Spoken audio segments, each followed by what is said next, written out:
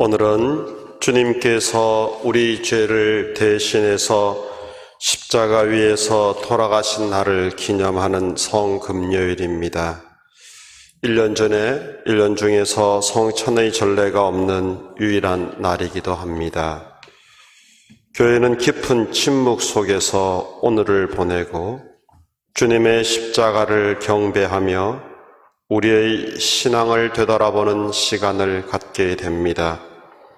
교회가 보내는 이 침묵의 시간을 통해서 세상이 코로나 바이러스로 인하여 죽은 듯한 이 시간, 우리 모두 생명과 희망, 은총의 부활할 날을 기약하듯이 그렇게 이 침묵의 시간도 보내었으면 합니다.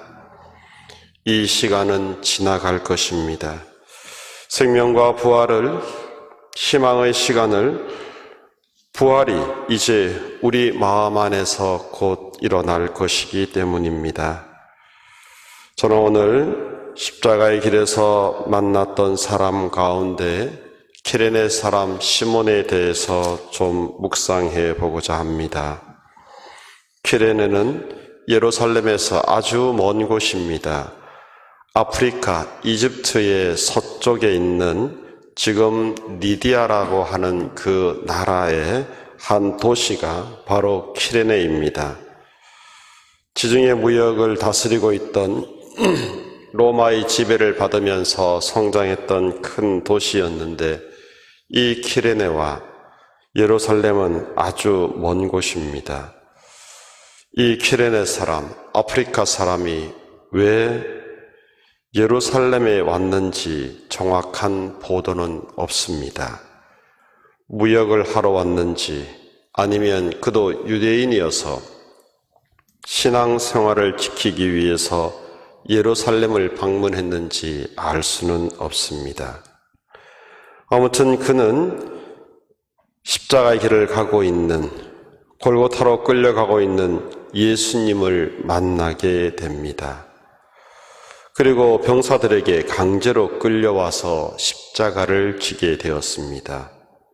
길을 가다가 우연히 십자가를 지고 가는 예수를 목격하고 구경하고 있던 것뿐인데 그는 재수없게도 길을 가다가 누가 말하듯이 똥 밟듯이 그렇게 끌려가서 고난에 함께하게 된 인물입니다.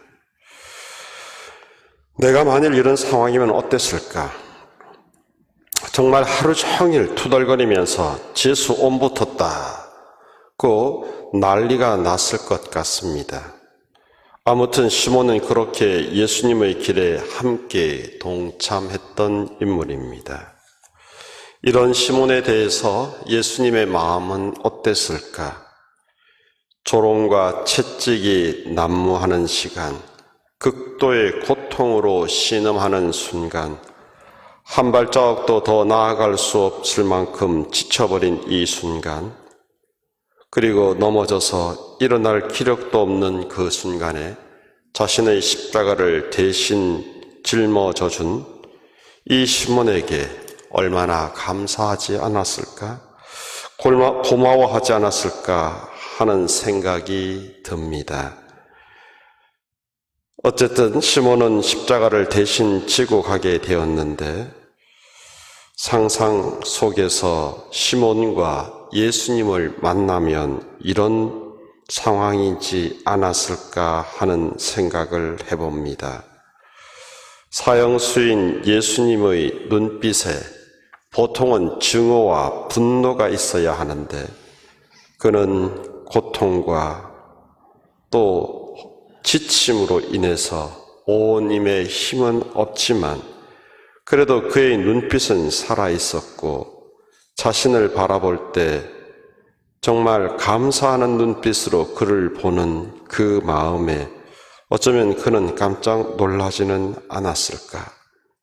자신의 의지와 아무런 상관없는 체험을 하고 있는 시몬, 골고타의 십자가의 길에서 그가 만났던 예수는 그의 일생에서 결코 잊을 수 없는 사람으로 또 그 순간의 체험으로 만났을 것 같습니다.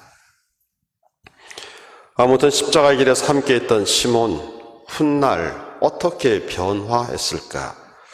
시몬은 도대체 어떤 사람이 되어 있었을까 하고 성경을 이곳저곳 뒤져보면 그의 모습이 분명하게 드러나 있습니다. 마르코복음 15장 21절에 그는 키레네 사람 시몬으로서 알렉산드리오스와 루포스의 아버지였는데 하고 쓰고 있습니다. 바오로가 썼던 로마서 16장 13절에는 또 이렇게 적혀 있습니다. 주님 안에서 선택을 받은 루포스, 그리고 나에게도 어머니와 같은 당신 어머니에게 안부를 전해주시오 하는 말씀이 등장합니다.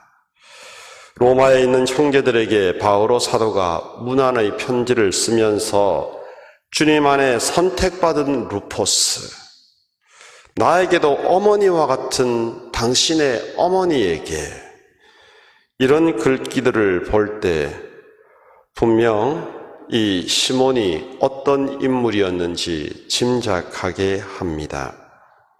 루포스는 키레네 사람 시몬의 아들입니다. 그런데 이 루포스가 사도 바오로의 문안을 받을 만큼 큰 인물이었다. 루포스가 인물이었으면 그의 아버지 시몬은 더 큰 인물이었을 것입니다. 그리고 루포스의 어머니 키레네 사람 시몬의 아내를 가르쳐서는 바오로 사도가 자신의 어머니라고까지 부를 정도입니다. 시몬이 얼마나 열심히 살았으면 그의 아내도 그런 열심한 사람으로 있었고, 그래서 모든 사람들의 존경을 받는 인물로 지내고 있었지 않는가 하는 생각을 하게 합니다. 예수님이 걸어가시던 십자가 길에서 우연히 재수없게 원치 않았는데도 불구하고 군사들에 의해서 강제로 끌려와 짊어져야만 했던 십자가에서 시몬의 인생은 완전히 바뀌어 버린 것입니다. 예수님을 만남으로 인하여 예수님과 함께 있던 그 짧은 순간의 삶으로 인해서 그의 인생은 송두리째 바뀌었고, 그와 그의 아내, 자식들은 모두 다 예수님의 제자로서 예수님의 사업을 하는데 온전히 투신된 인물로 등장하는 것입니다. 이처럼 우리의 삶의 자리 안에서도 예수님과 만나는 체험을 할 때, 예수님과 함께 있게 될 때 우리의 삶의 자리는 송두리째 온전히 바뀔 수 있습니다. 예수님을 통하여 예수님 안에서 생명과 힘을 얻을 수 있습니다. 아직 신앙생활을 하면서 나에게 그런 힘이 없다면 그것은 예수님과 더 깊이 있는 만남이 부족함을 깨닫고 예수님과의 만남에 좀 더 매진해야 합니다. 그런데 그 만남은 십자가의 길입니다. 재수없게 어쩌다가 마지못해서 그렇게 강제로 끌려온 곳이지만 예수님의 눈빛 하나에 온전히 변화되어야 하는 것입니다. 그런데 여기서 잠깐만 좀 생각할 게 또 있습니다. 요즘에 이 시대가 시대인 만큼 신천지나 다른 유사 종교가 가지고 있는 신앙 체험과 예수님을 만났다라고 하는 그 사건은 다른 것입니다.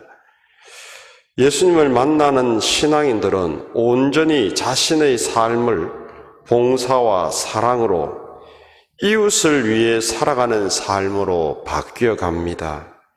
자신의 삶을 온전히 봉헌하는 모습 속에서 이웃들이 그들을 보고 그들은 자신이 바라보는 저 존경하는 인물이 예수님 때문에 저렇게 변화되었다라는 사실을 깨닫고 그래서 그들도 따라서 세례를 받고 예수님을 믿고 온 세상 안에서 살아가는 것입니다.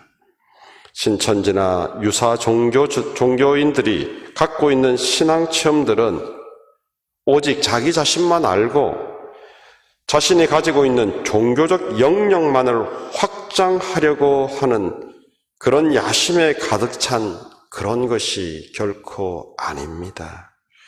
예수님을 체험한 사람은 사랑과 나눔, 희생과 봉헌의 삶이 있어야 하고 예수님을 체험한 사람은 이웃과 하느님을 위해서 살 줄 알아야 합니다.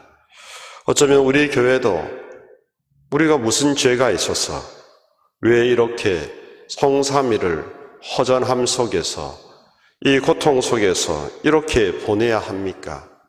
그래도 내가 살아가는 이 모든 이웃들을 위해서 나 자신이 전례에 제대로 참석하지 못하는 고통마저도 봉헌할 수 있어야지 어쩌면 예수님을 따르는 올바른 제자는 아닌가, 예수님께 대한 신앙 체험을 한 신앙인은 아닌가 생각해 보는 것입니다. 지금 나에게 주어져 있는 십자가, 나무는 아무런 잘못도 없는데 내가 지지 않아도 되는 십자가였는데 내가 원하지도 않았고 피하고 싶었는데 나와는 아무런 관계없이 강제로 끌려와서 지고 가는 십자가, 벗어버리고 싶은 십자가, 바로 그 십자가를 시몬은 지고 갔습니다. 그리고 그 십자가를 통해서 예수님을 만날 수 있었고 그는 온전히 변화할 수 있었습니다. 나에게 찾아오는 온갖 병마들, 내가 극복할 수 없는 타인으로 인하여 짊어져야만 하는 금전적 피해, 정신적 고통, 잠깐의 실수로 인해서 영원히 씻을 수 없을 만큼 안게 된 상처들, 그 고통스러운 아픔들, 이런 모든 것들이 어쩌면 시몬이 만났던 그 십자가가 지금 내가 이 세상을 살아가고 있는 십자가는 아닌지 묵상해 봅니다. 나로 인하여 어쩔 수 없이 지는 십자가이든 남으로 인해서 져야 하는 십자가이든 이 십자가를 오늘 성금요일만은 기쁜 마음으로 질 수 있기를 기도해 봅니다. 이 십자가를 질 수 있을 때 부활의 영광은 더 큰 사랑으로 나에게 돌아올 것이라고 믿고 견디어 봅니다. 주님, 이 십자가를 지고 갈 수 있는 힘을 주소서, 당신과 함께 할 수 있는 은총을 주소서. 아멘.